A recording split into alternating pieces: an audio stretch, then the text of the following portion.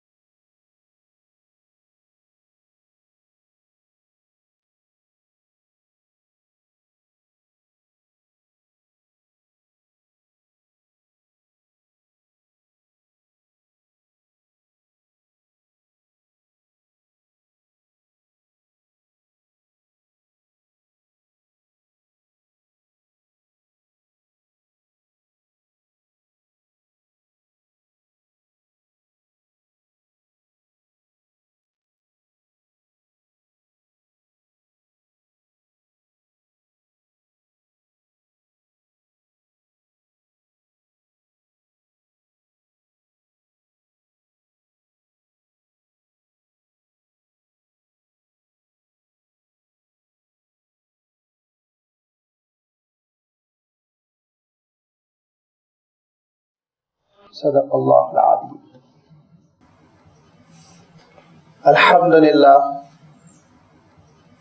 الحمدللہ رب العالمین، والصلاة والسلام علی سید المرسلین وعلی آلہ واصحابہ اجمعین، اما بعد۔ سورہ یونس کا یہ 7واں رکوع ہے جس کی آپ کے سامنے بھی تلاوت کی گئی۔ 10 آیتوں پر مشتمل اس رکوع کا سلسلہ آیت نمبر 61 سے شروع ہو رہا ہے اور 70 پر ختم ہو رہا ہے۔ اس رکوع میں اللہ تعالیٰ نے اس سورت کا جو مرکزی مضمون ہے اسی کا اعادہ فرمایا، اسی کا اشارہ فرمایا کہ اہل ایمان کو، اہل حق کو، اہل تقوی کو بہرحال کامیابی ملے گی۔ ان لہم قدم صدق، جس کا اللہ تعالیٰ نے تذکرہ بالکل شروع میں فرمایا کہ باری تعالیٰ ان کا پیر جمع کر رہے گا، ان کا پیر جم جائے گا۔ لوگوں کو یہ غلط فہمی ہے کہ وہ کھڑ جائیں گے، لوگوں کو یہ غلط فہمی ہے کہ وہ ختم ہو جائیں گے۔ اللہ تعالیٰ کی مدد نیکیوں کے ساتھ، تقوی کے ساتھ، اچھی صفات کے ساتھ ہیں۔ اللہ کے رسول صلی اللہ علیہ وسلم دین حق پیش فرما رہے ہیں۔ مکہ مکرمہ کا ماحول ہے، ہجرت سے بہت دنوں پہلے کی بات ہے کہ بڑی مخالفتیں گرم ہیں، اور گرما گرمی میں اللہ کے رسول صلی اللہ علیہ وسلم کو یہ تاثر دینے کی کوشش کی جا رہی ہے کہ نہ آپ اور نہ آپ کے تائید کرنے والے برقرار نہیں رہ سکیں گے، بچ نہیں سکیں گے، آپ کے پاؤں جم نہیں سکیں گے۔ اللہ تعالیٰ نے ان کی ان سرگرمیوں کا تذکرہ فرمایا، مخالفین کی ان بدنیتیوں کا تذکرہ فرمایا، اور ایک اور الزام وہ جو لگاتے تھے کہ یہ दरअसल अल्लाह ताला का कलाम नहीं है, बल्कि मोहम्मद सल्लल्लाहु अलैहि वसल्लम अपनी जानिब से पेश कर रहे हैं। अल्लाह ताला ने उसका तज़किरा फरमाया, कलाम पाक की सिफात का तज़किरा फरमाया, क़द जाअतकुम मौइज़तुम मिन रब्बिकुम, ये परवरदिगार की जानिब से नसीहत का सामान है। व शिफ़ाउल लिमा फ़िस सुदूर, तुम्हारे सीनों में जो बीमारियां हैं, रूहानी बीमारियां, उनका भी इलाज है। बसा औक़ात जिस्मानी बीमारियों का भी इलाज है। ये खुदन ये हिदायतनामा है, गाइडलाइंस है, और रहमा, ये सरासर रहमत है, अल्लाह ताला की मेहरबानी है। अब इसके बाद से अगर तुम ये समझते हो कि अल्लाह ताला की जानिब कोई झूठ की निस्बत करते हुए कहे कि अल्लाह का कलाम है, जबकि वो अल्लाह का कलाम नहीं है, तो ये बात सोचने की है कि अल्लाह ताला फिर क्यों ये गवारा फरमा रहा है, ये बर्दाश्त क्यों फरमा रहा है। नौज़ुबिल्लाह, कौन सी ऐसी मजबूरी है उसके साथ जिसकी वजह से वो देख रहा है कि एक आदमी उसकी जानिब झूठ की निस्बत कर रहा है और वो कोई कार्रवाई नहीं करता, सजा नहीं देता।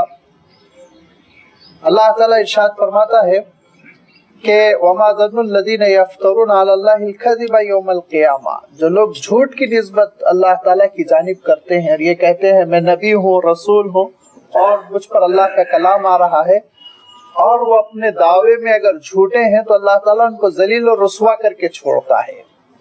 और झूठे नबूवतों की तारीख ये बताती है कि जब कभी ऐसा हुआ तारीख में कि किसी ने झूठी नबूवत का दावा किया तो अल्लाह ताला ने जरूर उसको जलील और रुस्वा किया। ये आप तारीख उठाकर देख लें। चुनाचे अल्लाह ताला इरशाद फरमाता है कि ये कैसे हो सकता है, ये कैसे मुमकिन है कि एक शख्स कहे कि अल्लाह ताला की जानिब से कलाम नाजिल हो रहा है, जबकि वो कलाम अल्लाह ताला की जानिब से नाजिल नहीं हो रहा है, वो फर्जी है, वो जाली है, वो फराड है, और अल्लाह ताला गवारा कर ले, मुमकिन नहीं है। इसी चीज को अल्लाह ताला और वजाहत के साथ बयान फरमाता है कि वमा तकूनु फी शअनिन, ए नबी आप जिस मामले में भी होते हैं, आपका जो भी मामला, आपकी जो भी कैफियत होती है, वमा ततलू मिनहु मिन कुरआनिन, और कुरान मजीद की जो भी आप तिलावत करते हैं, वला तामलूना मिन अमलिन, और जो भी एक्टिविटी आपकी हो रही है, जो भी काम आप कर रहे हैं, इल्ला कुन्ना अलैकुम शुहुदा, मगर ये कि हम आप पर हाजिर और नाजिर हैं, शाहिद हैं, मौजूद हैं। लिहाजा अगर जर्रा बराबर भी कलाम में मिलावट होती तो अल्लाह ताला कैसे बर्दाश्त करता? अल्लाह ताला बर्दाश्त नहीं फरमाता। इनका दावा झूठा है, ये अपने दावे में झूठे हैं, लिहाजा हम इनकी कोई रियायत न करें, कोई लिहाज न करें। ये अगर बोलते हैं तो बोलते रहें, मगर ये कि ये एक हकीकत है कि ये अल्लाह ताला का कलाम है, आप पर नाजिल हो रहा है, और अल्लाह ताला के कलाम को आप उम्मत तक और इंसानियत तक पेश कर रहे हैं, ये शक व शुबे से बालातर है। इसमें किसी किस्म का कोई शक व शुबा नहीं। अगर ये गलत होता, फर्जी कलाम होता, तो वो कादिर मुतलक, जिसकी शान में जलाल भी है, जमाल भी है, और जिसकी गिरफ्त मजबूत भी है, वो कैसे ये गवारा करता।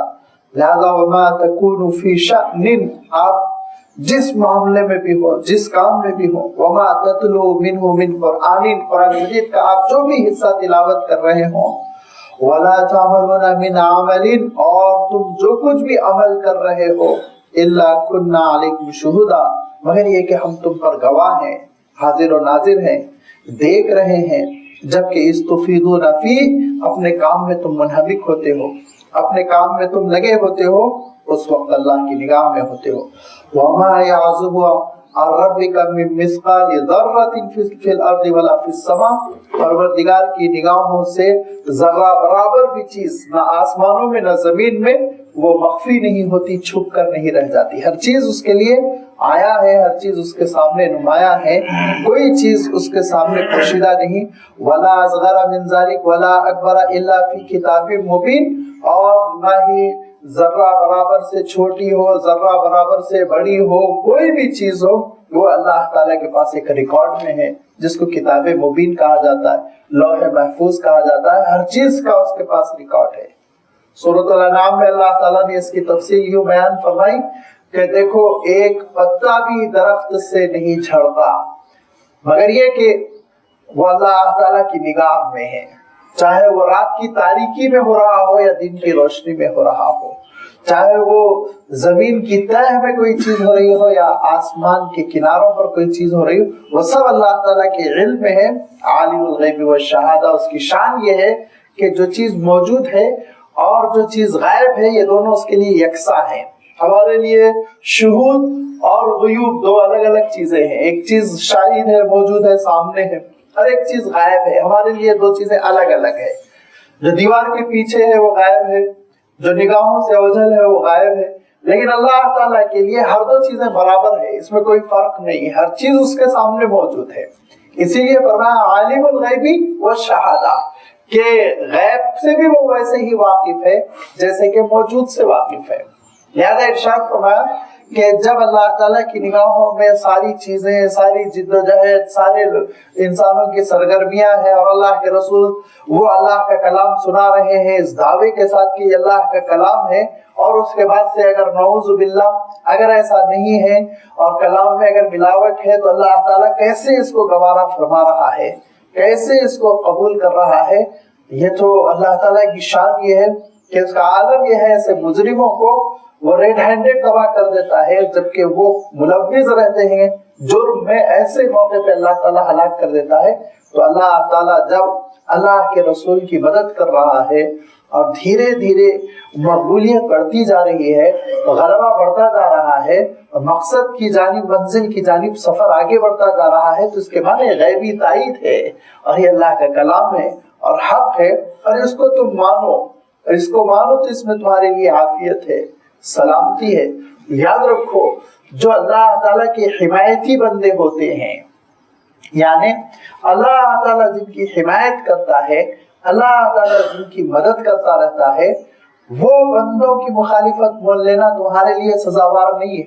بہت بڑی مصیبت ہوتی ہے ان بندوں کی مخالفت مول لے کر انسان گویا اپنی تباہی کو مول لیتا ہے، اپنی بربادی کو دعوت دیتا ہے، جس کو اللہ تعالیٰ نے بھی قرآن پاک میں بیان فرمایا، اللہ کے رسول نے کھول کر بیان فرمایا، ارشاد فرمایا من عاد لی ولیا فقد آذنتہ بالحرب۔ حدیث قدسی ہے کہ جو میرے ولی سے جھگڑا مول لیتا ہے تو وہ مجھ سے جنگ مول لیتا ہے۔ اللہ تعالیٰ ارشاد فرماتا ہے کہ جو میرے ولی سے جھگڑا مول لیتا ہے، اس کو ستاتا ہے، ایذا رسانی کرتا ہے، تو گویا مجھ سے وہ جنگ مول لیتا ہے۔ لازمی بات ہے جو خالق اور جو مولا اور جو مقتدر ہے کل سے جنگ مول لے گا، اس کا کیا حشر ہوگا، وہ آپ اندازہ کیجیے۔ اب یہ حقیقت سمجھنے کی ہم کوشش کریں کہ ولی کون ہوتا ہے۔ چنانچہ فرمایا الا ان اولیاء اللہ لا خوف علیہم ولا هم یحزنون۔ دیکھو آگاہ رہو، ان اولیاء اللہ، بے شک اللہ کے جو ولی ہوتے ہیں، لا خوف علیہم ولا هم یحزنون، نہ ان کو خوف ہوتا ہے اور نہ ہی وہ رنجیدہ ہوتے ہیں۔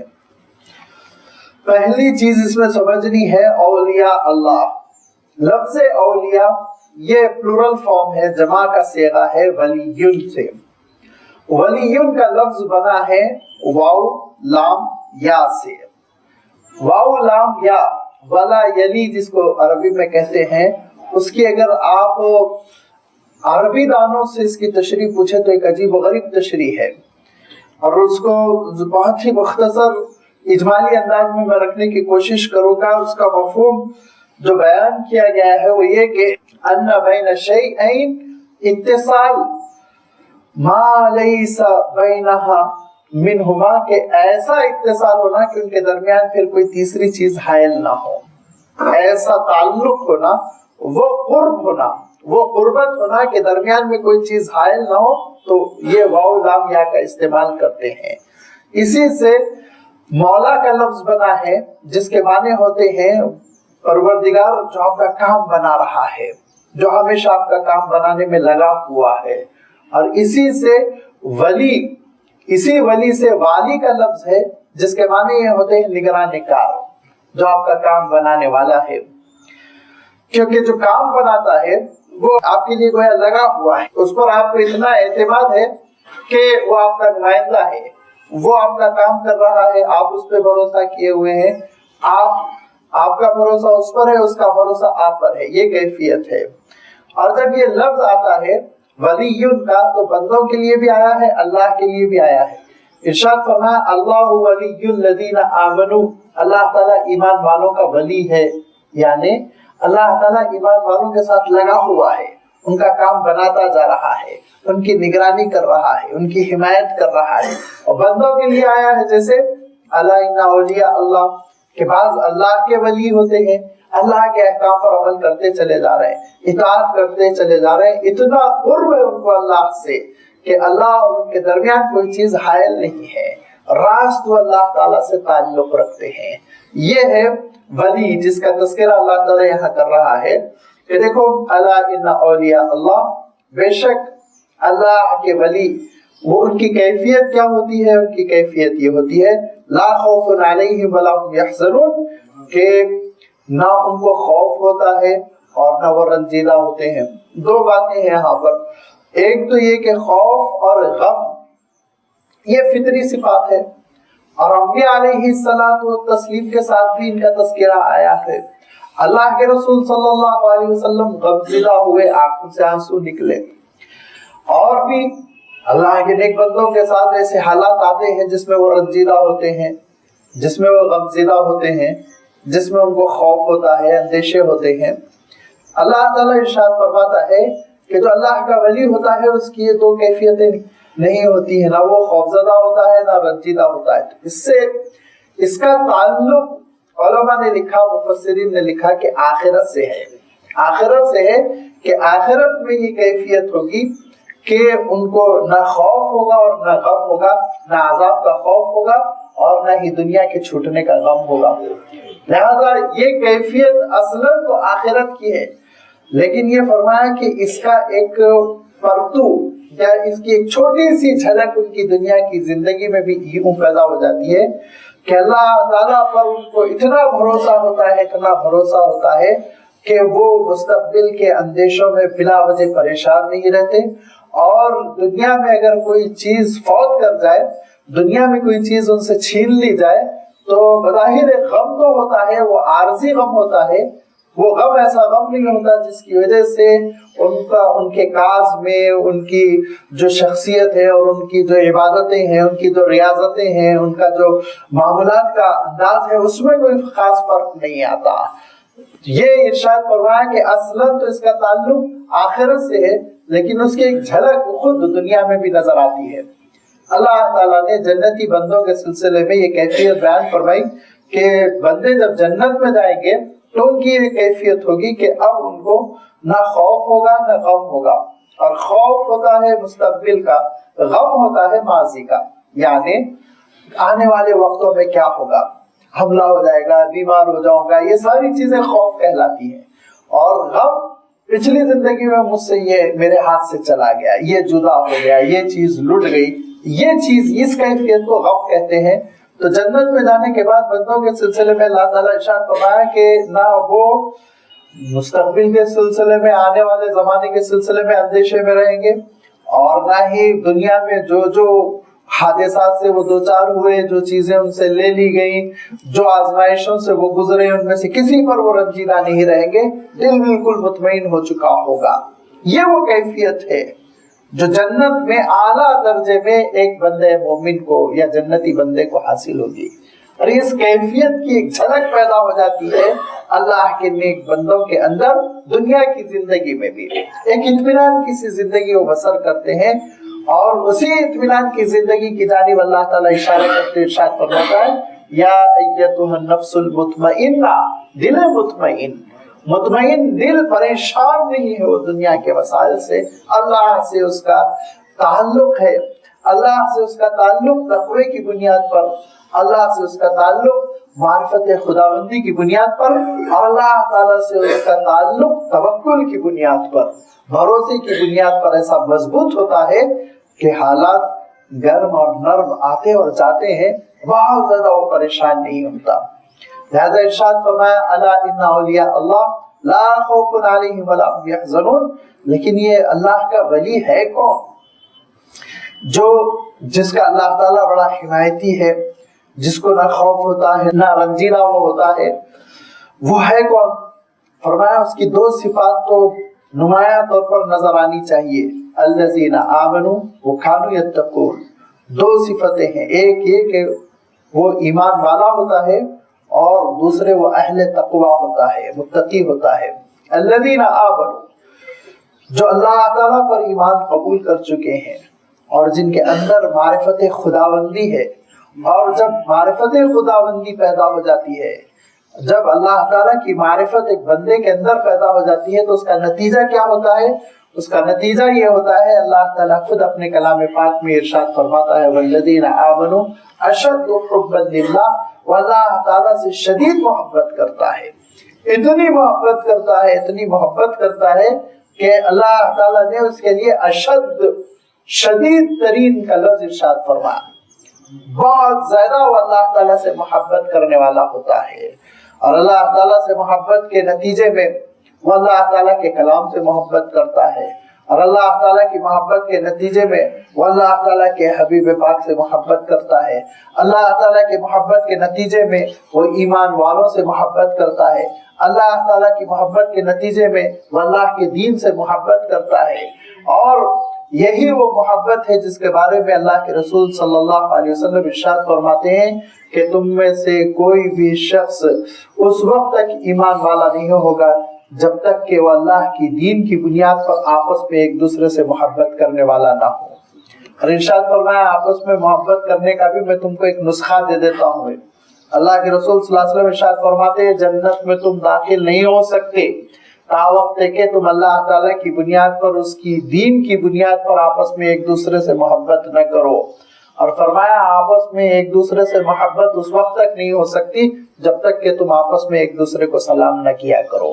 جب ایک دوسرے کو سلام کرو گے، سلامتی کی دعا دیا کرو گے، تو لازمی بات ہے کہ جس کے لیے تم سلامتی کی دعا دے رہے ہو وہ، اور جب وہ اپنے لیے سلامتی کی دعا سن رہا ہے تو ہر دو آپس میں ایک تعلق کی بنیاد پر جڑ جائیں گے۔ اسی لیے آپ صلی اللہ علیہ وسلم یہ تلقین فرمایا کرتے تھے کہ آپس میں سلام کو رواج دو، کیونکہ سلام کی وجہ سے تمہارے دل میں اسلام بھی پیدا ہوگا، سلامتی بھی پیدا ہوگی، محبت بھی پیدا ہوگی۔ تو میں یہ عرض کر رہا تھا کہ ایمان کا تقاضا کیا ہے؟ اللہ تعالیٰ کی معرفت، اور اللہ تعالیٰ کی معرفت کا تقاضا اور نتیجہ کیا ہے؟ اللہ تعالیٰ کی محبت۔ جب اللہ تعالیٰ کی محبت ہمارے دلوں میں پیدا ہو جائے گی تو پھر آپ اندازہ کریں کہ دین پر عمل کرنا اس کا عالم کیا ہو جائے گا کہ ایک تڑپ کسی کیفیت پیدا ہوگی۔ دوڑیں گے ہم نمازوں کی طرف، دوڑیں گے ہم اللہ تعالیٰ کے احکام کی طرف، ایسے دوڑیں گے جس کو ارشاد فرمایا فروا الی اللہ، بھاگو اللہ تعالیٰ کی جانب، اس کی خوشنودی کی طرف دوڑو، اس کو خوش کرنے کے لیے دوڑو، اس سے اجر لینے کے لیے دوڑو۔ یہ کیفیت بندے کے اندر پیدا ہو جائے گی۔ اور اگر ایمان ناقص ہے، ایمان کامل نہیں ہے، تو پھر اللہ تعالیٰ کی معرفت بھی پیدا نہیں ہوگی۔ اللہ تعالیٰ کی معرفت سے دل منور نہیں ہے، دل میں وہ نور نہیں ہے، تو اعمال میں سستی، کوتاہی، ٹالنے کی کیفیت پیدا ہو جائے گی۔ اور پھر اس کے بعد دھیرے دھیرے نتیجہ نکلے گا نمازیں قضا ہو رہی ہیں، نتیجہ یہ نکلے گا محبت کس کی؟ مال کی دل میں بیٹھ گئی، محبت آل اولاد کی دل میں بیٹھ گئی، محبت دنیا کی دل میں بیٹھ گئی، لہذا دھیرے دھیرے اللہ تعالیٰ کی محبت مغلوب ہوتی چلی جائے گی، اور پھر انسان وہ ایک عجیب و غریب ناشکرا سا بن جاتا ہے، بیگانہ سا بن جاتا ہے، غفلت کی زندگی بسر کرتا ہے۔ لہذا ارشاد فرمایا دیکھو ولایت کی پہلی نشانی یہ ہے الذین آمنوا، ایمان، معرفت خداوندی، وہ یقین کی کیفیت جو بندے کے لیے نجات دہندہ بنتی ہے۔ نمبر 2 کانوا یتقون، اور ان کے اندر تقوی ہونا چاہیے۔ اور تقوی آپ جانتے ہیں کس کو کہتے ہیں؟ تقوی کا خلاصہ یہ ہے کہ اللہ تعالیٰ کی نافرمانی سے بچنا، ہر نافرمانی سے بچنا۔ جب اللہ تعالیٰ کی نافرمانی سے انسان بچے گا تو پھر وہ اللہ تعالیٰ کے غضب سے، اس کے عذاب سے بچے گا۔ یہ ہے تقوی، جس کے بارے میں اللہ تعالیٰ نے قرآن مجید میں 4 چیزوں کا تذکرہ فرمایا جس کے اندر تقوی پیدا ہو جائے۔ اللہ تعالیٰ ارشاد فرماتا ہے نمبر 1 یجعل لہ فرقانا، اللہ تعالیٰ اس کو ایک شعور دیتا ہے، ایک شعور دیتا ہے جس شعور کی وجہ سے وہ اچھائی اور برائی میں فرق کرنے لگتا ہے، وہ گناہ کیا ہے نیکی کیا ہے وہ سمجھنے لگتا ہے، ایک نور اس کو مل جاتا ہے، ایسا نور جس کا تذکرہ کرتے ہوئے اللہ کے رسول فرماتے ہیں اتقوا فراست المؤمن فإنه ينظر بنور اللہ، اللہ کے نور سے چیزوں کو دیکھتا ہے اور اس کی وجہ سے کبھی وہ بھٹکتا نہیں، گمراہ نہیں ہوتا، حقیقتوں کو وہ سمجھتا ہے اور ایسا سمجھتا ہے کہ ہر پیلی چمکنے والی چیز کو کبھی وہ سونا نہیں سمجھتا، دھوکے میں فراڈ میں مبتلا نہیں ہوتا۔ یہ ہے اللہ تعالیٰ جس کو فرقان فرماتا ہے قرآن پاک میں۔ دوسری چیز اللہ تعالیٰ کیا ارشاد فرماتا ہے، یکفر عنکم سیئاتکم ویغفر لکم۔ دیکھو اگر تقویٰ ہے، اللہ تعالیٰ نے جن چیزوں کو حرام قرار دیا، اللہ تعالیٰ نے جن چیزوں کو ناپسند فرمایا، ان سے بچنے کا اگر جذبہ ہے، یہ ہے تقوی کا ابتدا، یہاں سے تقوی کا آغاز ہوتا ہے کہ اللہ کی نافرمانی سے بندہ بچے۔ فرمایا اگر یہ صفت تمہارے اندر ہے، یہ جذبہ ہے کہ اللہ کی نافرمانی سے میں بچوں، تو پھر اس کا نتیجہ یہ ہوتا ہے کہ اگر لغزش ہو بھی جائے، غلطی ہو بھی جائے، تو پروردگار اس پہ پردہ ڈال دیتا ہے۔ یکفر عنکم سیئاتکم، تمہاری لغزشوں پر وہ پردہ ڈال دے گا، تمہارے جرائم پہ وہ پردہ ڈال دے گا، اور نہ صرف یہ کہ دنیا میں پردہ ڈالے گا، بدنامی سے تم کو بچائے گا، بلکہ ارشاد فرمایا وَيَغْفِرْ لَكُمْ ذُنُوبَكُمْ، آخرت میں بھی وہ مغفرت فرما دے گا گناہوں کو، وہ اللہ تعالیٰ برسر عام لا کر اس کا حساب کتاب نہیں لے گا، معاف فرما دے گا، عفو و درگزری سے کام لے گا، لہذا بیڑا پار ہو جائے گا۔ اور کیا ارشاد فرمایا اللہ تعالیٰ، ارشاد فرمایا جو اللہ کا تقوی اختیار کرتا ہے تو پھر اللہ تعالیٰ اس کے لیے مصیبتوں سے نکلنے کا راستہ پیدا فرما دیتا ہے، وَيَجْعَلُ لَهُ مَخْرَجًا، فرمایا مصیبت میں انسان پھنسا ہوا، پریشانیوں میں پھنسا ہوا ہے، گھر گیا ہے، تو اللہ تعالیٰ غیب سے ایسے راستہ پیدا فرمائے گا جس کی بندہ توقع نہیں کر سکتا۔ انشاءاللہ سورہ یونس کے بعد سورہ ہود، اور سورہ ہود کے بعد سورہ یوسف آنے والی ہے۔ سورہ یوسف میں اللہ تعالیٰ نے حضرت یوسف علیہ السلام کے سلسلے میں جو ارشاد فرمایا کہ حضرت یوسف علیہ السلام جو تقوی کا دامن تھامے رہے، تو اللہ تعالیٰ نے جیل سے نکلنے کی کیسی صورت پیدا کر دی، اور جیل سے نکل جانے کے بعد جرم کو معاف کر دیا، جرم تو تھا ہی نہیں، یعنی معاف کر دیا گیا، اور اس کے بعد کوئی پنشمنٹ نہیں ہوئی اور نارمل لائف انسان گزار لے، یہ بہت بڑی بات ہے۔ لیکن اللہ تعالیٰ ارشاد فرماتا ہے ہم نے یوسف کو دھیرے دھیرے محل تک پہنچایا، اور محل میں پہنچ کے ایک اچھی زندگی انسان بسر کر لے، نہیں، ہم نے یوسف کو اعلیٰ اقتدار دے دیا اس مملکت کا، اور اس مملکت کا پورا اقتدار اللہ تعالیٰ نے حکمرانی عنایت فرما دی، اس سے بڑھ کر اب کیا چاہیے؟ نہیں۔ اس کے بعد اللہ تعالیٰ ارشاد فرماتا ہے حضرت یوسف علیہ السلام کو ان کے پورے والدین بھائی بہن ان کے پاس پہنچا دیے، ساری چیزیں اللہ تعالیٰ نے عنایت فرما دی۔ کیوں؟ حضرت یوسف علیہ السلام فاستعصم، جمے رہے اللہ کی فرما برداری پر، اطاعت پر، تقوی پر۔ گناہ کی جو دعوت دی گئی وہ دعوت دینے والا صاحب اقتدار تھا، حکومت تھی جو حضرت یوسف علیہ السلام کو گناہ کی دعوت دے رہی تھی، اور یہ کہہ رہی تھی کہ اگر تم گناہ کرو گے تو تم پر انعاموں کی بارش ہوگی، تم پر انعامات کی بارش ہوگی، یہ نہیں کہ سزا ہوگی، پریشانی ہوگی، نہیں، ہم تمہاری من پسند خواہش پوری کر دیں گے، تم گناہ تو کر لو۔ لیکن حضرت یوسف علیہ السلام پہاڑ کی طرح جمے رہے تقوی پر، اللہ کی نافرمانی سے پرہیز کرتے ہوئے یہ کہتے رہے معاذ اللہ انہ ربی احسن مثوایا، اللہ کی پناہ، پروردگار میرے ساتھ حسن سلوک کر رہا اور میں گناہ میں ملوث ہو جاؤں، اس کی نافرمانی کروں، یہ مجھ سے نہیں ہو سکتا۔ یہ وہ اس وقت جبکہ حضرت یوسف علیہ السلام کی عمر بمشکل 17 18 20 سال ہے، اس عمر میں، اس نوجوانی میں حضرت یوسف علیہ السلام کا یہ تقویٰ، تو اللہ تعالیٰ نے پھر مخرج پیدا کیا، یعنی مخرج آپ جانتے ہیں خرجہ کے معنی نکلنا، مسائل سے نکلنے کا حل عنایت فرمایا۔ اور چوتھی چیز اللہ تعالیٰ کیا ارشاد فرماتا ہے وَيَرْزُقْهُ مِنْ حَيْثُ لَا يَحْتَسِبْ، جو ہمارا تقوی اختیار کرتا ہے ہم اس کو وہاں سے رزق دیتے ہیں جہاں سے وہ سوچ بھی نہیں سکتا۔ وہ بخششیں، वो इनायतों की बारिश शुरू हो जाती है कि बंदा गुमान भी नहीं कर सकता कि यहाँ से मदद होगी, यहाँ से अता किया जाएगा। लिहाजा ये वो तकवा है जो बंदे के अंदर ये सिफत पैदा होती है तो अल्लाह का तकर्रुब उसको मिलता है, अल्लाह ताला का वो तकर्रुब मिलता है कि बंदे और अल्लाह ताला के दरमियान अब कोई चीज हायल नहीं रह जाती और वो विलायत के मकाम पर पहुंच जाता है। ऐसे विलायत के मकाम पर पहुंच जाता है कि अल्लाह ताला का ये इरशाद आप सल्लल्लाहु अलैहि वसल्लम बयान करते हैं हदीस कुदसी में कि अल्लाह ताला ये कहता है कि मैं उसका वो हाथ बन जाता हूँ जिससे वो पकड़ता है, मैं उसका वो पैर बन जाता हूँ जिससे वो चलता है, मैं उसकी वो बसारत बन जाता हूँ जिससे वो देखता है। इतना इस कदर इत्तिसाल कुर्ब ताल्लुक कि बंदा कोई अपने हाथ से काम नहीं कर रहा, अल्लाह के हाथ से कर रहा है, इस मानो में कि वो जो करेगा अल्लाह की मर्जी के मुताबिक करेगा, वो जहां जाएगा अल्लाह की मर्जी से जाएगा।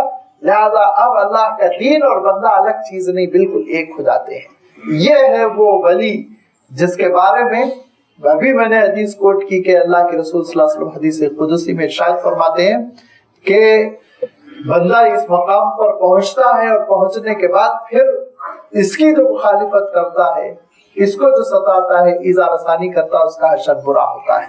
लेकिन ये भी इरशाद फरमाया कि सबसे पहले अल्लाह ताला का तकर्रुब किससे हासिल कर सकता है बंदा?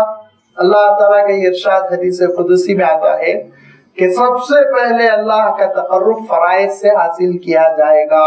साफ इरशाद फरमाया। क्यों? उसकी हिकमत भी बयान फरमा दी कि अल्लाह ताला का सबसे महबूब जो चीज है वो फराइज है, इसीलिए तो बंदों पे फर्ज किया।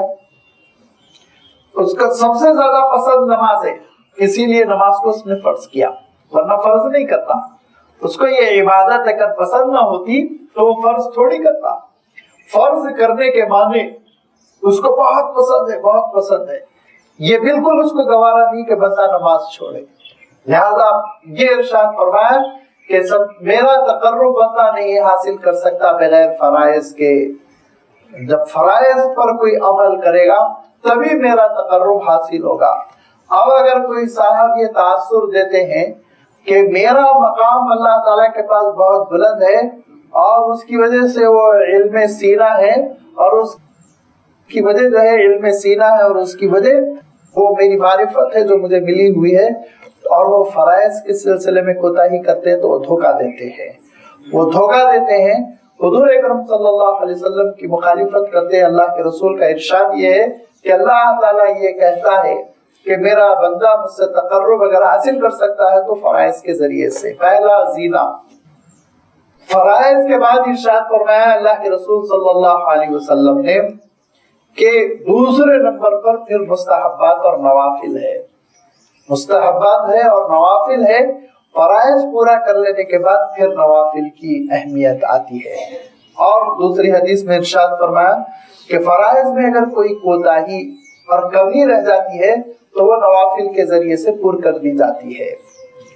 फराइज में कोई सुस्ती हो गई, कहीं कोताही हो गई तो अल्लाह ताला इरशाद फरमाता है इसके नामे अमाल में देखो नवाफिल कितने हैं, अल्लाह बहुत सी नफिल नमाजें हैं, ले जाओ इसके फर्ज को उससे ठीक ठाक कर दो। ये अल्लाह ताला का निजाम है। तो मालूम ये हुआ कि फराइज के सिलसिले में सुस्ती न हो और उसके साथ साथ नवाफिल पर अमल हो। और नफिल जब हम कहते हैं तो याद रखिए फर्ज से हटके हर इबादत नफिल हो जाती है। बाद में ये तकसीम है, वो सुन्नत है, फिर सुन्नत में सुन्नत मौक्कदा है, गैर मौक्कदा है, ये सब बात की तफसील है। मगर फर्ज के बाद जो चीज रह जाती है वो असलन इस्तिलाह में नफल कहलाती है, क्योंकि नफल के माने जायद के हैं। फर्ज से जो चीज जायद है वो नफल है। लिहाजा ये सुनन की पाबंदी ये भी इंसान के लिए ये भी बहुत जरूरी है, इसलिए क्योंकि अगर फर्ज में कोताही रह गई, कमी रह गई तो ये कोताही और कमी पूरी कर दी जाएगी नवाफिल के जरिए से।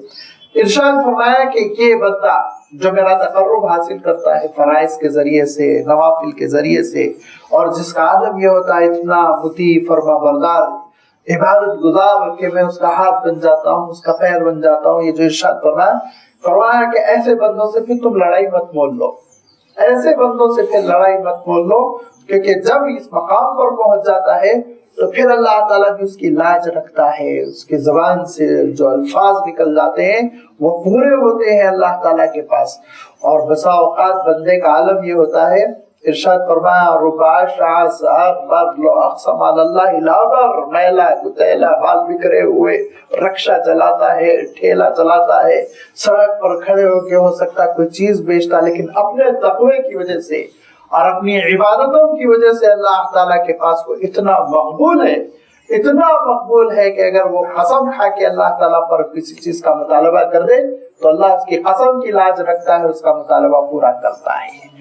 اس میں بات سمجھنے کی کوشش کرنا چاہیے کہ اللہ تعالیٰ کا قریب بندہ، مقرب بندہ کون ہے، اور پھر اس سے لڑائی مول لینے سے اجتناب کرنا چاہیے۔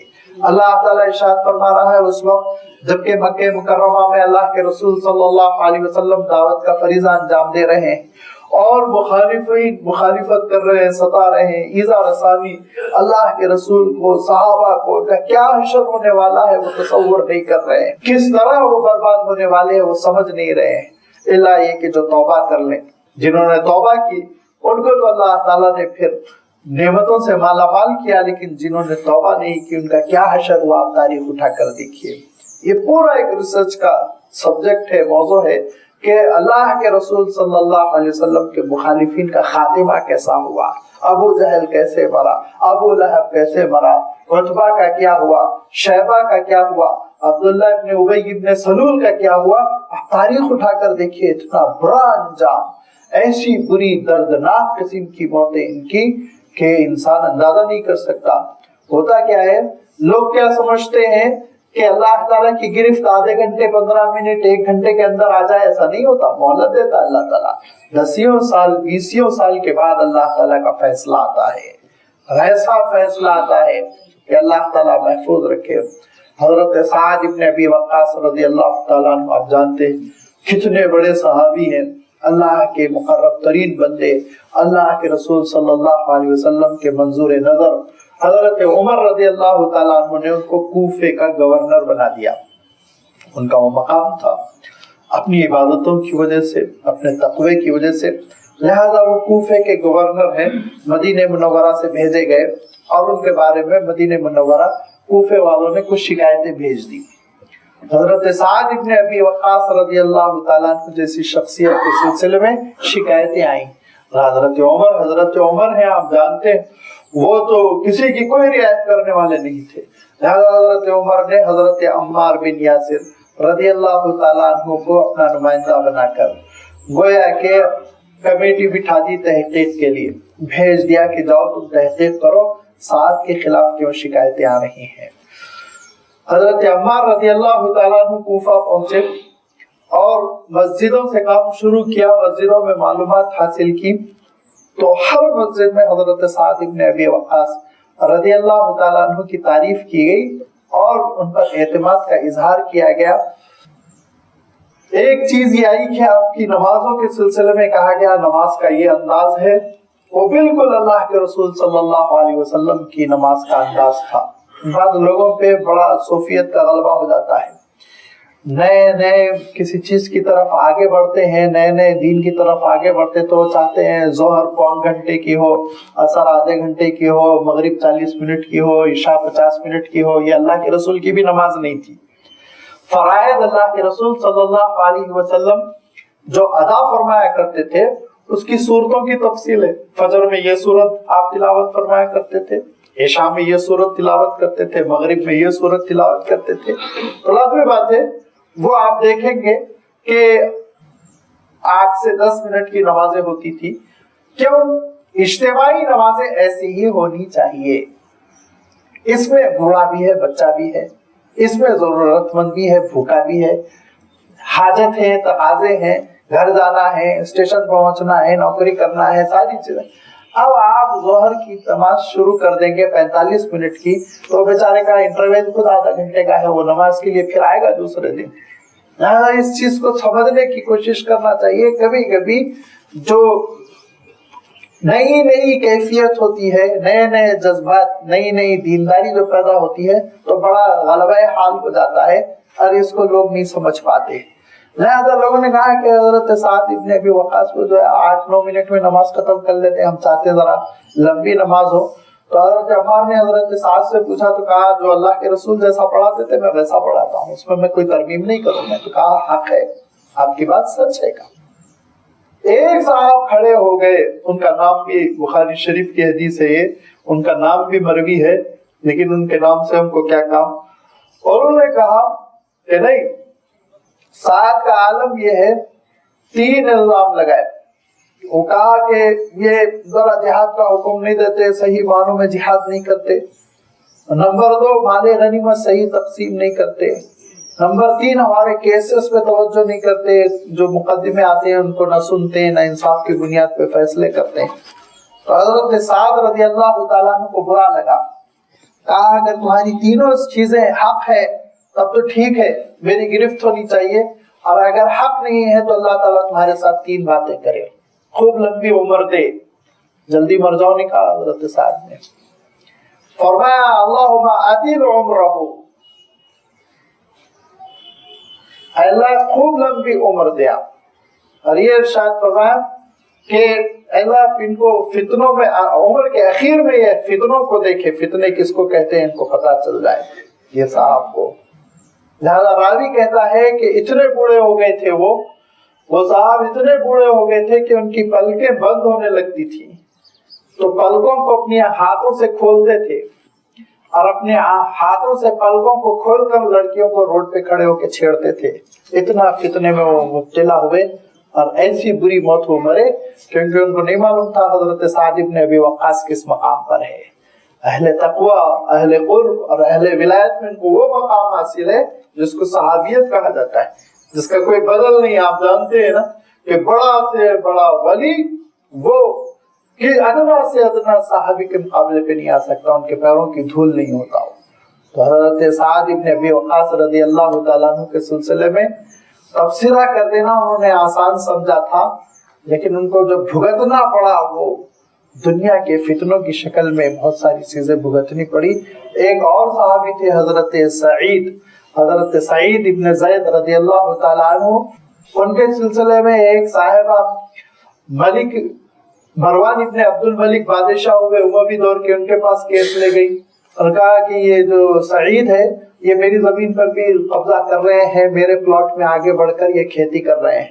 تو مروان نے ان کو بلایا تو حضرت سعید رضی اللہ تعالیٰ عنہ کہتے ہیں لا حول ولا قوت الا باللہ، میں گز 2 گز زمین لوں گا اس خاتون کی، اس عورت کی، جبکہ میں نے خود اپنے کانوں سے یہ سنا، میں نے خود اپنے کانوں سے اللہ کے رسول کو ارشاد فرماتے ہوئے سنا جو 1 بالشت زمین قبضہ کرے گا اللہ تعالیٰ قیامت کے دن اس کو 7 زمینوں کے اندر دھسا کر چھوڑ دے گا، میں کہاں سے اس کی زمین لینے لگوں. مروان ابن عبد الملک نے کہا کہ آپ کی اس حدیث کے بیان کر دینے کے بعد میں آپ سے نہ کوئی دلیل مانگوں گا اور نہ ہی میں آپ سے کوئی بینہ دعویٰ، کوئی چیز نہیں، کیس ختم. لیکن حضرت سعید نے کہا کہ میں بھی اب ذرا کھیتی نہیں کرنے والا، اس کے حق میں یہ زمین چھوڑ دوں گا، اس عورت کے حق میں یہ زمین چھوڑ دوں گا. زمین چھوڑ کر ہٹ گئے اور اس کے بعد وہ صاحبہ کی بینائی چلی گئی اور بینائی چلے جانے کے بعد اسی پلاٹ میں ایک کنویں میں گر گئی اور وہی کنواں ان کے لیے قبر بن گیا. کسی کو معلوم بھی نہیں ہوا کہ گڑیا کہاں گری، کہاں ختم ہو گئی، وہی کنواں ان کے لیے قبر بن گیا، اسی زمین میں وہ دھس کر رہ گئی، ختم ہو گئی.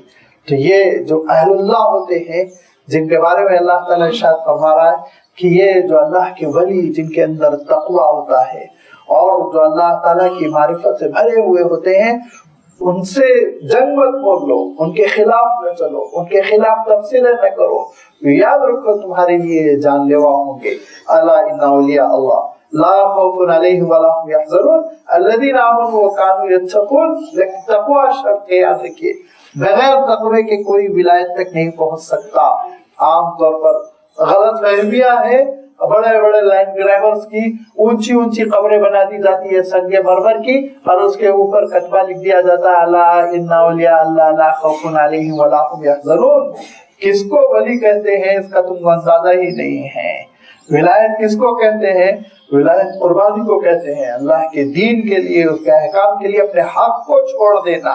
جیسے ابھی میں حضرت سعید بن زید رضی اللہ تعالیٰ عنہ کا قول میں نقل کیا کہ انہوں نے کہا مسئلہ مشکوک ہو گیا اور تمہارے دربار میں کیس پیش کر دیا گیا تو ہم زمین سے بھی وڈرا ہو جائیں گے، نہیں لینا دینا ہم کو۔ یہ کیفیت جب انسان کے اندر پیدا ہوتی ہے تو ارشاد فرمایا کہ وہ ولایت پر فائز ہوتا ہے، لہم البشریٰ فی الحیات الدنیا۔ آسان نہیں ہوتا یہ منصب یا یہ کردار حاصل کرنا، یہ معیار حاصل کرنا آسان نہیں ہوتا، بہت قربانی دینی پڑتی ہے۔ انسان عام طور پر یہ سوچتا ہے، اور سوچنے میں وہ حق بجانب بھی ہے، میں اس کی مخالفت نہیں کر رہا ہوں، وہ یہ سوچتا ہے میرا حق ہے، میں لڑ کر لے لوں، میرا یہ حق ہے۔ وہ جھوٹ بول رہا ہے، میں اپنے حق میں سچا ہوں لہذا لڑ کر میں لے لوں، یہ سوچتا ہے۔ لیکن یہ عام انسانوں کی کیفیت ہے۔ نبیوں اور رسولوں کی کیفیت یہ کہ اپنا حق بھی چھوڑ دو، آگے بڑھ جاؤ، اللہ تعالیٰ کے اوپر چھوڑ دو۔ چھوڑ دیا اللہ کے رسول صلی اللہ علیہ وسلم نے مکہ مکرمہ، چھوڑ دیا اپنا آبائی گھر جس میں وہ پیدا ہوئے تھے، چھوڑ دیا اللہ کے رسول صلی اللہ علیہ وسلم نے اپنی جائیداد، چھوڑ دیا اللہ کے رسول صلی اللہ علیہ وسلم نے اپنی تجارت، چھوڑ کر چلے گئے مدینہ منورہ۔ یہ ہے اپنے حق سے بھی کبھی کبھی وڈرا ہو جاتا ہے بندہ، تاکہ فتنہ نہ ہو، جھڑپیں نہ ہو، لڑائیاں نہ ہو، برائیاں نہ ہو، دوریاں زیادہ نہ بڑھے۔ اس کے لیے بڑی قربانیاں دینی پڑتی ہیں، تب جا کے یہ تقوی کا وہ مقام حاصل ہوتا ہے جس کو ولایت کہتے ہیں۔ کہا لہم البشریٰ فی الحیات الدنیا، ان کے لیے دنیا میں بھی خوشخبری ہے، وہ فی الآخرہ، اور آخرت میں بھی۔ دنیا میں جو خوشخبری ہے اس کی ایک عجیب و غریب تشریح حضرت ابو درداء رضی اللہ تعالیٰ عنہ نے بیان فرمائی۔ حضرت ابو درداء رضی اللہ تعالیٰ عنہ کا اجلاس ہو رہا، آپ کی مجلس جمی ہوئی ہے۔ ایک صاحب نے حضرت ابو درداء رضی اللہ تعالیٰ عنہ سے پوچھا کہ لہم البشریٰ فی الحیات الدنیا، یہاں دنیا میں خوشخبری ہے، اس کی کیا تشریح ہے آپ حضرت بیان فرمائیں۔ تو فرمایا کہ بہت انتظار تھا کوئی پوچھے، بہت انتظار تھا، کسی نے نہیں پوچھا کہ آج تک مجھ سے یہ کسی نے نہیں پوچھا۔ کہا کہ مجھے اس لیے انتظار تھا، میں چاہتا تھا کہ مجھ سے کوئی پوچھے اور میں تشریح کر دوں اس کی، کیونکہ یہ ایک امانت تھی جو میرے پاس تھی۔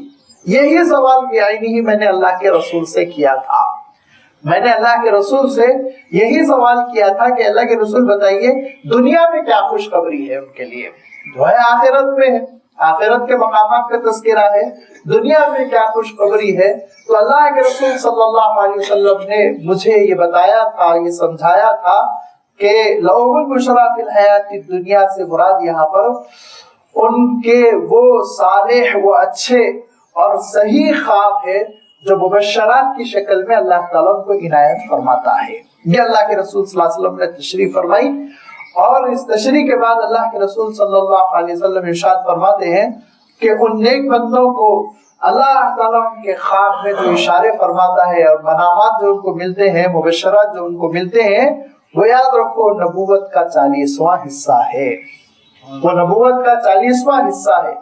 اسی لیے ایک دوسری حدیث میں اللہ کے رسول صلی اللہ علیہ وسلم کا یہ ارشاد بھی ہے کہ خواب نبوت کا 70واں حصہ ہے، یہاں 40واں حصہ، اس لیے کہ نیکی، تقوی اور زندگی میں حسن معاملات کس درجے ہیں یہ دیکھنا پڑے گا۔ جس معیار کا تقوی ہے اس معیار کا اس کا خواب ہے۔ اب ذرا اوسط درجے کے ہیں تو 70واں حصہ ہے، اعلیٰ معیار کے ہیں تو 40واں حصہ ہے۔ اور دوسری حدیث میں آپ نے فرمایا کہ نبوت میں کی کوئی چیز باقی نہیں رہ گئی، سب ختم ہو گئے، الا یہ کہ سچے خواب جو صالحین کو دکھائے جاتے ہیں اور جو نبوت کا 40واں حصہ ہے۔ تو یہ تشریح اللہ کے رسول صلی اللہ علیہ وسلم نے بیان فرمائی۔ اور ابھی جیسے میں نے ابھی کہا آپ سے سورہ یوسف میں خوابوں کا بھی تذکرہ آئے گا، خواب کیا حقیقت ہے، سچے خواب کیا ہوتے ہیں، ہر ایک کو سچے خواب آتے ہیں نہیں آتے۔ بہت سے لوگوں کو غلط فہمی ہوتی ہے کہ ان کے لیے تو مبشرات کے دروازے کھلے ہوئے ہیں، جیسے بے ایمانیوں کے دروازے، بے حیائیوں کے دروازے کھلے ہوئے ہیں تو ان کے لیے سچے خوابوں کے بھی دروازے کھلے ہوئے ہیں، غلط فہمی ہے۔ اگرچہ کہ کبھی کبھی اللہ تعالیٰ برے بندوں کو بھی سچا خواب دکھا دیتا ہے، اس کا ثبوت قرآن مجید سے ہے۔ سورہ یوسف انشاءاللہ زندگی باقی رہی اس کی تشریحات سامنے آئی تو یہ چیزیں آئیں گی کہ بادشاہ نے جو خواب دیکھا وہ مسلمان تھوڑی تھا، وہ بعد میں حضرت یوسف کے ہاتھ پہ، حضرت یوسف علیہ السلام کے ہاتھ پہ اس نے بیعت کی۔ پہلے تو ایمان سے محروم تھا لیکن خواب تو دکھایا گیا اس کو سچا، اشارہ تو بتایا گیا کچھ ہونے والا ہے، آگے چل کے قحط آنے والا ہے۔ تو معلوم یہ ہوا کہ کبھی کبھی تو اللہ تعالیٰ ایسے بندے کو بھی کچھ نہ کچھ اشاروں میں دکھا دیتا ہے جو تقوی اور عبادتوں ریاضتوں کے اعلیٰ معیار پر فائز نہیں ہوتا، لیکن بیشتر اللہ تعالیٰ اپنے نیک بندوں ہی کو بہت سے اشارے فرماتا رہتا ہے، اور اس کو کہا گیا لہم البشریٰ فی الحیات الدنیا۔ لیکن اس کے ساتھ ساتھ ایک دوسری اور بھی تشریح کی گئی، اور وہ یہ کہ جو اللہ کے نیک بندے ہوتے ہیں دنیا کی زندگی میں ان کو بشارت دی جاتی ہے، اور وہ کب، اس کی وضاحت کرتے ہوئے یہ کہا گیا، خود قرآن پاک میں اللہ تعالیٰ ارشاد فرماتا ہے کہ نزع کے وقت جب کہ اس کی روح قبض کرنے کے لیے ملک الموت فرشتوں کی ایک ٹیم کے ساتھ آتے ہیں، تو اس وقت طیبین سلام علیکم کہ بھلے ہیں، آپ پر سلامتی ہو، آگے کوئی پریشانی نہیں ہونے والی ہے، اطمینان کے ساتھ آپ کا سفر ہونے والا ہے، آپ اپنی منزل کو سہولت کے ساتھ پہنچنے والے ہیں، اور یہ کہتے ہوئے کہ آپ کا سفر اب جو ہو رہا ہے الى رب غیر غضبان روح و ریحان، ایسے رب کی طرف جو آپ سے ناراض نہیں ہے، اور ایسی جنت کی طرف جہاں باغ ہے، نعمتیں ہیں اور پھول ہے، پھل ہیں، یہ خوشخبری دنیا ہی میں نزا کے وقت دے دیتے ہیں۔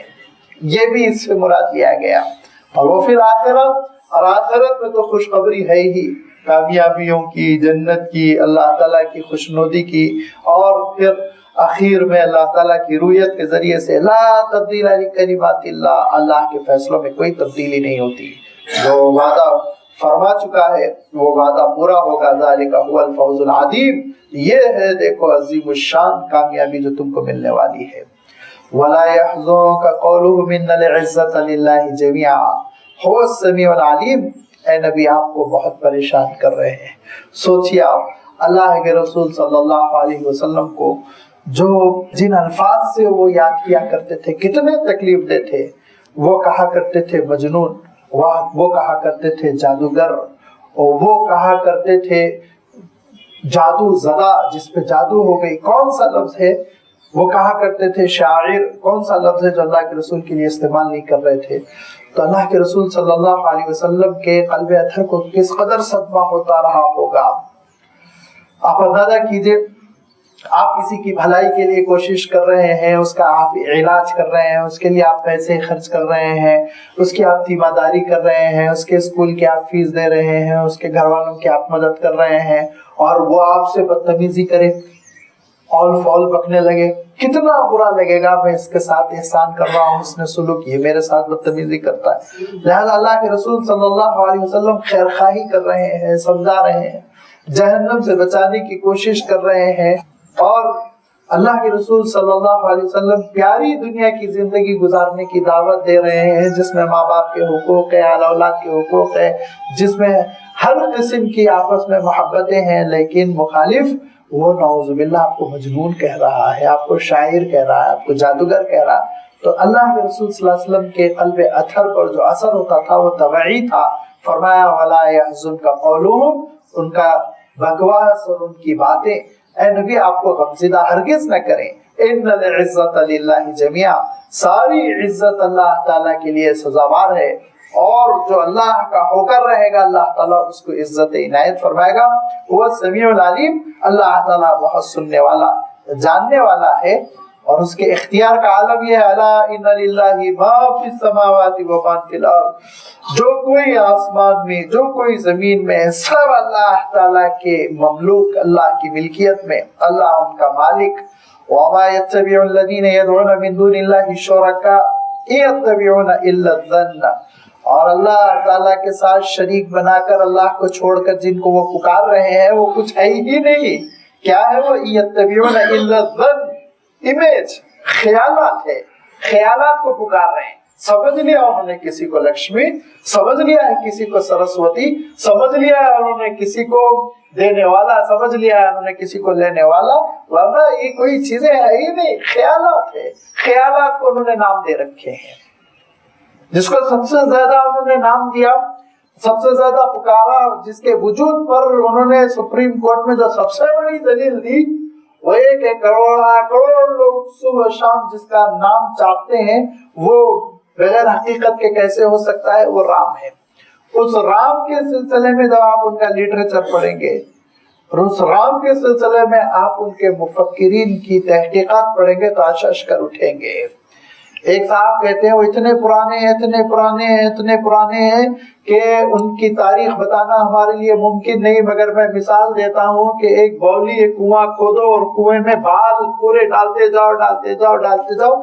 जब बालों से कुआं पुर हो जाएगा, जब बाल से कुआं भर जाएगा तो वो बालों को काउंट करो, जितने बाल होंगे उतने साल होंगे।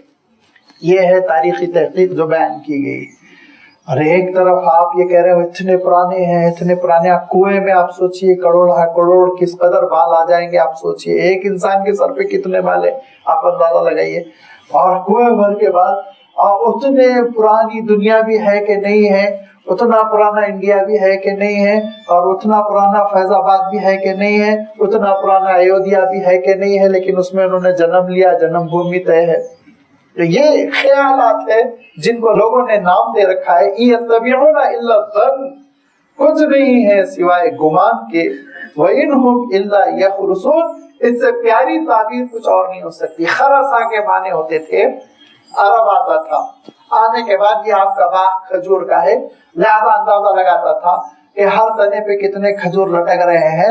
अंदाजा लगाने के बाद वो ये कहता था कि आपके बाग को मैं मसलन मिसाल के तौर पे 1000 दिरहम में, दिनार में खरीद लूंगा, क्योंकि मेरे अंदाजे से इस बाग में 10 मन खजूर है, 20 मन खजूर है। अब आप सोचिए खजूर का दरख्त यूं ही लंबा चौड़ा और फल छोटे छोटे, उसमें फल कितने लगे हुए हैं उसका अंदाजा करना वो एक बिल्कुल एक अंदाजा होता था। इसीलिए अल्लाह के रसूल सल्लल्लाहु अलैहि वसल्लम इस खरीद फरोख्त को मना फरमाते थे, नाजायज है कहते थे, क्योंकि बाद में लड़ाई होती।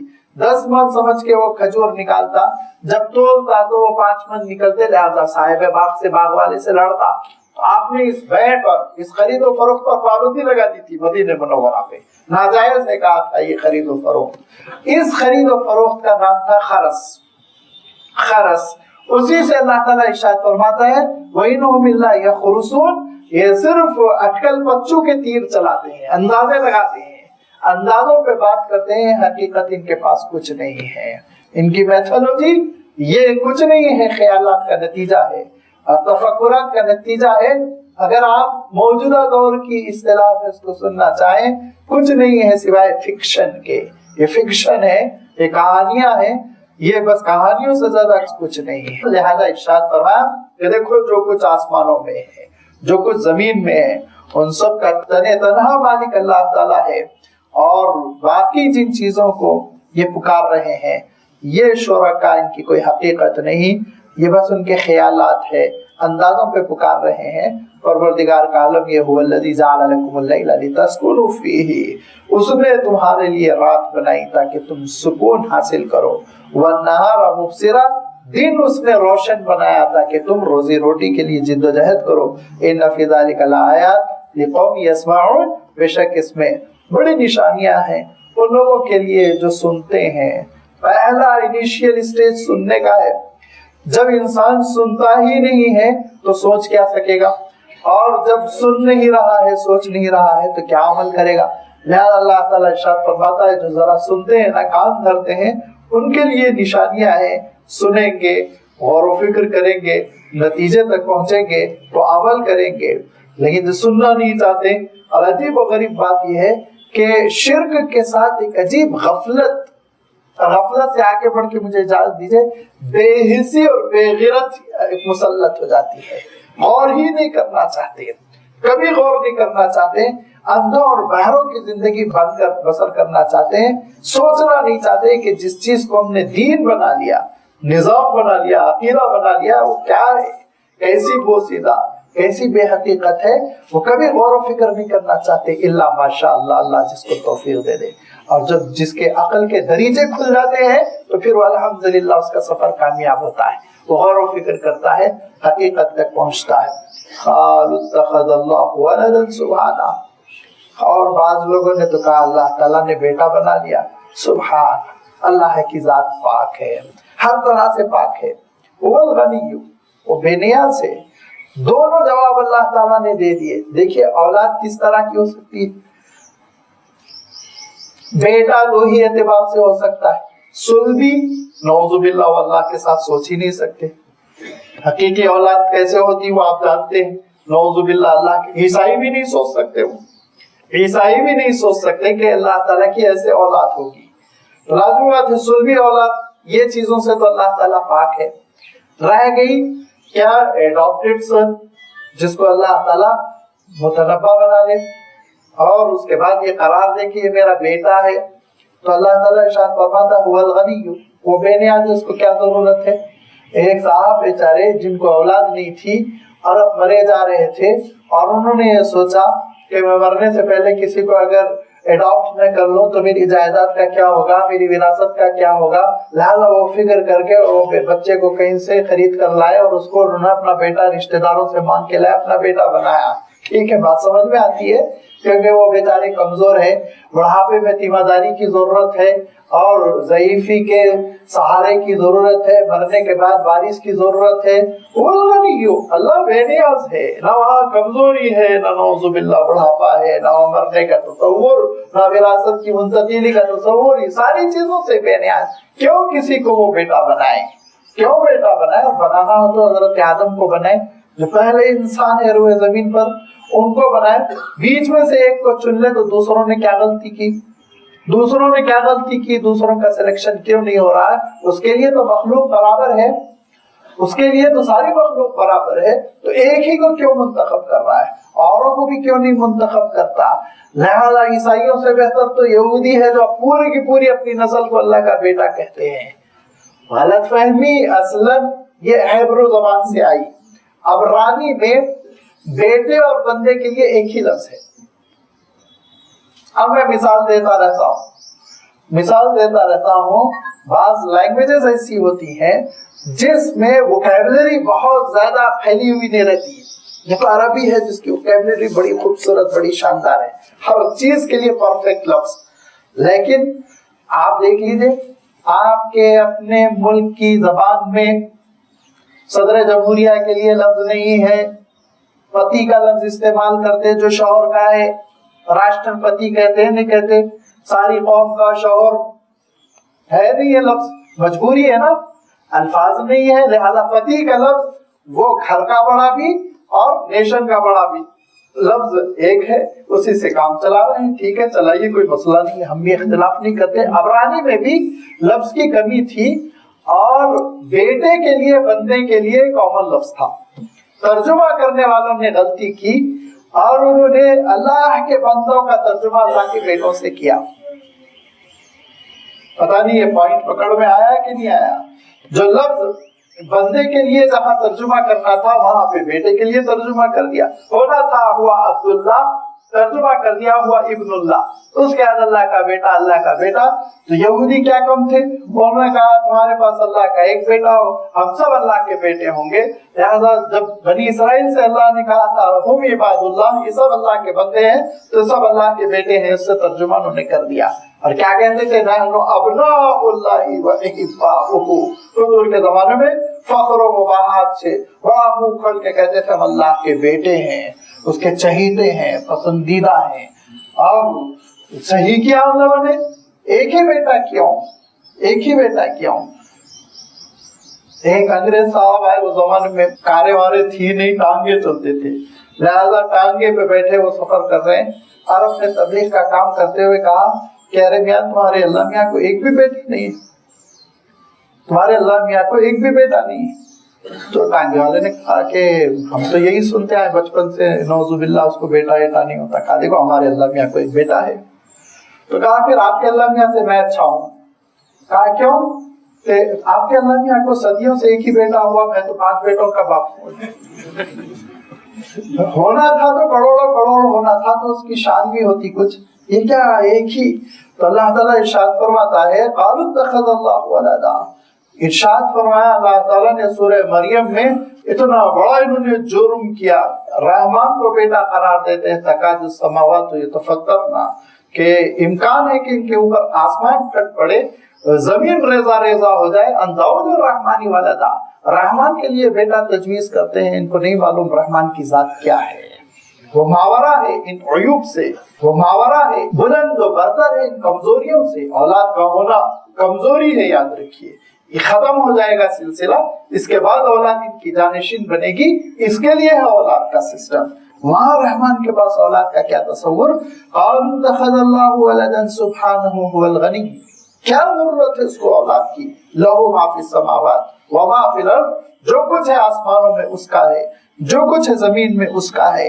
حضرت عیسیٰ علیہ السلام بھی اس کے بندے، بی بی مریم بھی اس کی بندی، اور سارے انبیاء علیہ الصلوۃ والتسلیم اس کے بندے، اور سب کچھ مخلوق وہ تنہا خالق، لہذا خالق کے ساتھ مخلوق جمع نہیں ہو سکتی، مخلوق کے ساتھ مجبوری طے ہے، اور خالق کے لیے مجبور نہیں ہونا چاہیے، خدا کو مجبور نہیں ہونا چاہیے۔ جب حضرت عیسیٰ مجبور تھے کہ کھانا لیں جبکہ کل فیصلہ ہونے والا ہے، اس کے باوجود حضرت عیسیٰ علیہ السلام کو عشائیے کی ضرورت پڑ رہی ہے، آج تک تم ان کے عشائیے کا جشن بناتے ہو لاسٹ سپر کہہ کر، اور کھانا کھلایا ان کو، اور ان کمبختوں نے تو حضرت عیسیٰ علیہ السلام کو شراب بھی پلا دی، نعوذ باللہ نعوذ باللہ۔ آپ بائبل اٹھا کے دیکھیے جو آخری کھانے میں عشائیے میں روٹی اور شراب پیش کی گئی، نعوذ باللہ۔ تو یہ اتنا تمہارا ذوق گیا گزرا کہ خدا کا بیٹا بھی وہ شراب پیے بغیر نہیں رہ سکا، سوچو تم کیا عقیدہ بنائے ہوئے ہو۔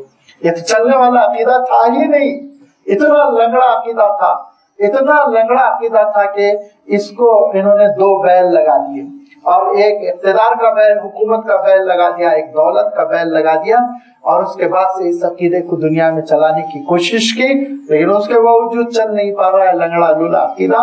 تو پھر انہوں نے کیا کیا، کفارے کا لوگوں کو دھوکہ دے دیا کہ یہ عقیدے کا بیپٹزم کر لو تو پھر تم کو جہنم جانا ہی نہیں، جنت جا کے رہو گے، عیسیٰ علیہ السلام بچا کے رہیں گے۔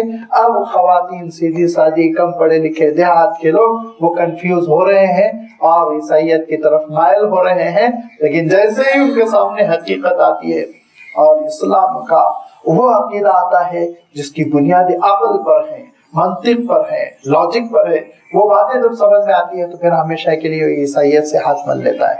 قالوا اتخذ اللہ ولدا سبحانہ هو الغنی لہ ما فی السماوات وما فی الارض ان عندکم من سلطان بہذا، کیا دلیل ہے تمہارے پاس؟ بولو، اگر اس نے یہ بیٹا بنایا ہے حضرت عیسیٰ علیہ السلام کو، تو کم سے کم انجیل ہی میں ایک آیت ہوتی اے عیسیٰ ہم نے تم کو اپنا بیٹا بنا لیا۔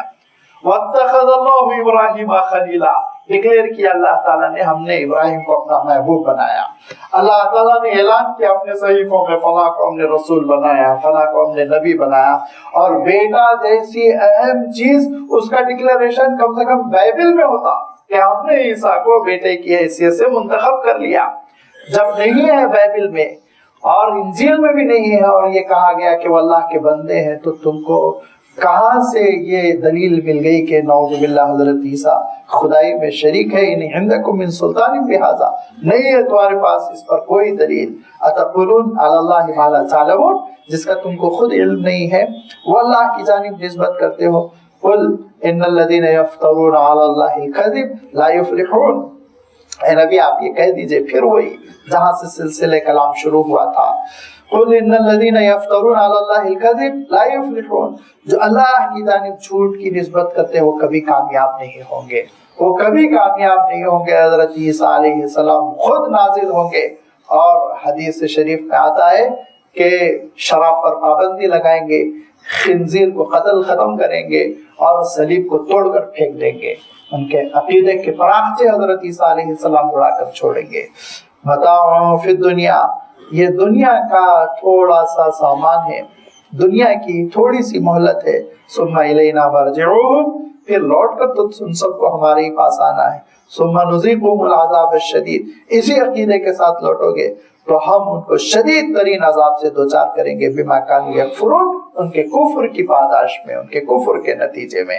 لہذا عقیدہ جو بنے گا وہ اللہ کے حکم سے، اور عقیدہ جو انسان تجویز کر سکتا ہے اپنے نفس کی جانب سے نہیں، اللہ کی جانب سے دلیل ہو، اس کے صحیفے میں، اس کی کتاب میں، اس کے رسول کا اعلان ہو، تبھی آپ عقیدہ بنا سکتے ہیں، ورنہ عقیدہ خود آپ اپنی جانب سے کوئی چیز نہیں بنا سکتے۔ یہ گمراہی پیدا ہوتی ہے غلو سے، عقیدہ دھیرے دھیرے انسان بناتا ہے، اور بنانے کے بعد پھر کسی کو ولایت پہ، ولایت سے امامت سے پر، امامت سے پھر وہ امامت کبریٰ پر، اور اس سے پھر رسالت پر، اور پھر یہاں تک کہ وہ بدعقیدہ ہو کر مرتا ہے اور اللہ کے عذاب کا وہ دوچار ہوتا ہے۔ لہذا کتاب و سنت ہے جو ہمارے اور آپ کے لیے اتھارٹی ہے، اسی بنیاد پر ہمارا عقیدہ بنے گا اور اسی کے ہم مطیع اور اسی کے ماننے والے رہیں گے۔ وآخر الدعوانا ان الحمد للہ رب العالمین۔